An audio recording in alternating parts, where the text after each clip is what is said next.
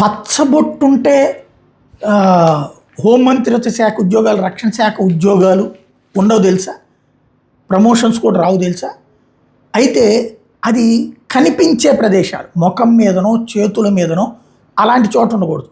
లోపల ఏ ఈప్ మీదనో చేయించుకుంటే పర్లేదు.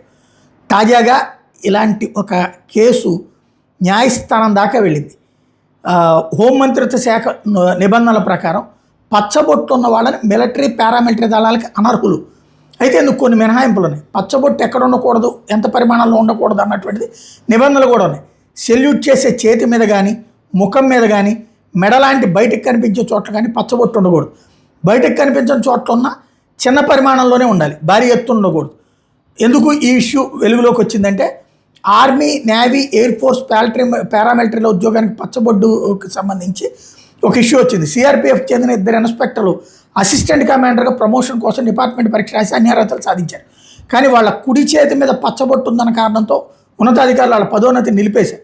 దీంతో వాళ్ళిద్దరు ఢిల్లీ హైకోర్టును ఆశ్రయించారు. అక్కడ కూడా నిరాశ ఎదురైంది. తాము ఉద్యోగంలో చేరినప్పటి నుంచి పచ్చబొట్లు ఉన్నాయని, అయినా వెంటనే శస్త్రచికిత్స చేయించుకుని వస్తామని ఇప్పుడు వాళ్ళు ప్రమోషన్ గురించి అడిగితే దానికి కూడా కోర్టు తిరస్కరించింది.